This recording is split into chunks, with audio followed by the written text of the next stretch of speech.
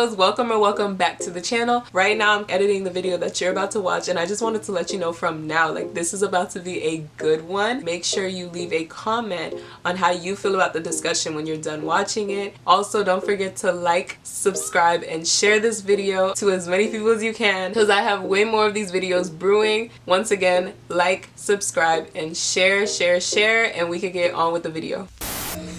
This is a question for everyone. How do you stay true to your beliefs when there are a lot of unpopular opinions about them, or if they're unaccepted? This is number one, talking. Alright, so personally, I just remember why I just started to believe in the first place. You just gotta just remind yourself why you started and where you were from the beginning and where you were now. And you just gotta reflect on that. And you just gotta just block out all the noise, basically, because not everyone's gonna, agree with what you do. This is number 3, and personally, I get caught up in stepping in and out of being in the world or being, set apart from the world. But the Bible says that the path to destruction is broad, and you could follow the popular opinion, but that's destruction. Yeah. So this is for everyone. How would you react if someone approached you saying that God told them that you were going to marry them in the future?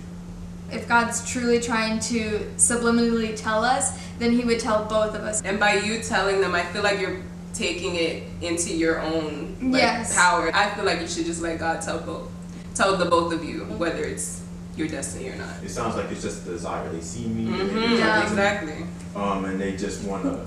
They're just saying, okay, I'm gonna marry you, or we're gonna do this. Yeah. God told me. Yeah, God told me. I think I just feel like they're interested in me, and I say, okay, I'll probably take it as a joke. Okay, maybe I'll want to get to know them, or have a little conversation with them. Yeah.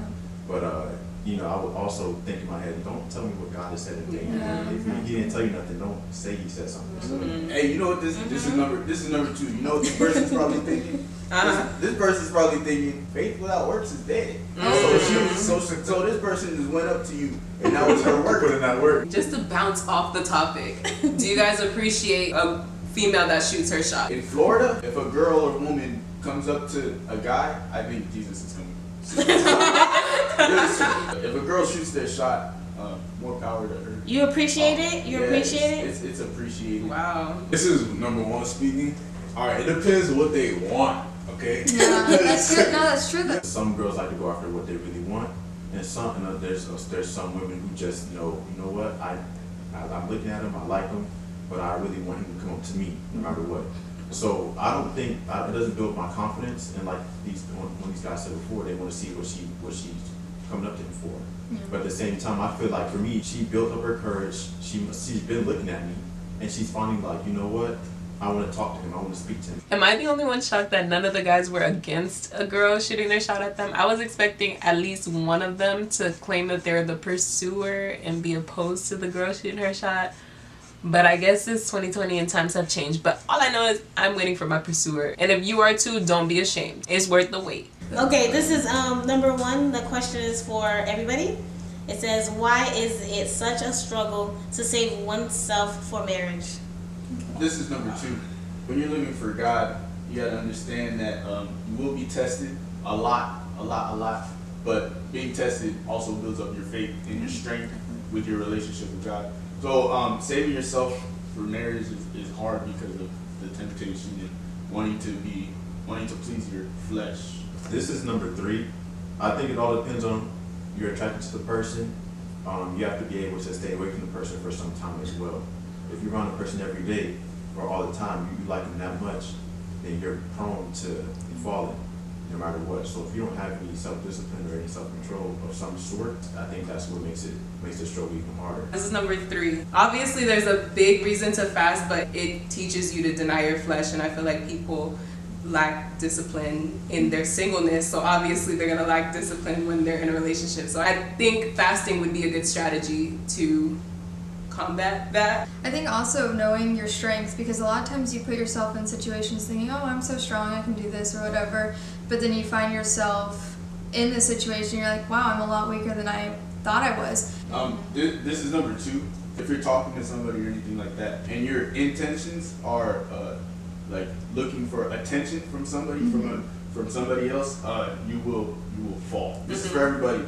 So, have you accepted the fact that you could possibly marry someone that you're not attracted to? I like that No, question. I haven't.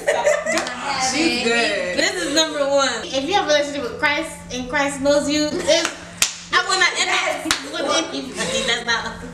I will not end up with a person that I'm not attracted to because God gave us eyes for a reason. But listen, and I'm going to see what I want to see. No. Looks could be deceiving, all right? So you gotta be attracted to their personality as well. Because, you know, there's a lot of, you know, good-looking people out there, but their personalities is off. Like, Yeah. It's off. This is number 2. I personally, for me, I don't see myself marrying somebody that I'm not attracted to. Exactly. And that's pretty much it. That's it. It has to be one or the other. Either the personality has to shine more, because then the personality will shine and make him look better. Yeah. This is number 3.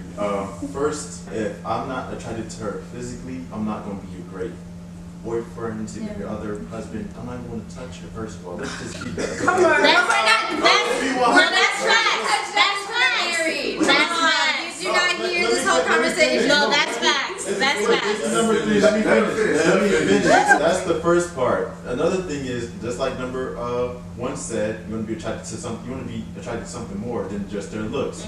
All right. But the thing is, why would I even be with a woman who thinks, oh, he's not that good looking? Yes. But I like his character. What are you talking about? What? They're not gonna want to have kids with you. Period. I'm gonna call. I think that was number 1 who said that. How could you say you could possibly like? They may not be that good looking, but you like their character and you'll be fine. It might not be somebody that you're initially attracted to. It might not be what you have on paper for what your future spouse will look like. But God gives you what you need, not necessarily what you want all the time. So to kind of make the question a little deeper, is like, are you willing to accept what God has for you? For example, there's biblical stories about men having to marry prostitutes. But God is not mean. God is not going to give you somebody ugly. Are you hearing me though? I mean, like that's the. I'm not talking attraction. He's trying to humble you. It sounds like he's trying to humble you. Like their background and stuff like that. Something that's not Let's your go back list. on the plate. Okay, This so- is number 2. Okay. What Bible story is that? She was a prostitute and She was a prostitute. God told her to marry her. Facts. God said to marry her. My thing, okay, but look. And then she went back to being a prostitute and he had to go back and get her. You see what I'm saying? This is number 3 though. Look, my thing is, I know the Lord doesn't do deals like that. Like he's not some negotiator. He's the head of everything. He's God. Period. But my thing is, if I haven't done the things that the other person has done, I don't think I deserve that. Like if we haven't done the same thing, it's just like me telling the woman, I've been with so many girls I can't even count, but she's a virgin. How is she supposed to feel, or vice versa? You know, that story is great, and that can be an example to accept somebody no matter what they've been through, what they've done. But at the same time, you don't just jump into anything because you feel like, oh, I'm finally gonna get married, and I know they were doing this in their past, but it doesn't matter to me. You know, what kind of spirits are they holding with them? What are they? Oh, what are soul they ties, soul ties. So that's the thing. So a lot comes into play. You can't just, you know, it's not just black and white like that. God could give you somebody with totally different background than you are. And guess what? That person is for you. God has a plan for both of you, not just one. When you're saying no to God, you're saying no to like something greater than you, something amazing beyond what you even thought. Just like she was saying, you would have to humble yourself and get past her background and get past that. Because she has everything else, but her background is what's faulty to you.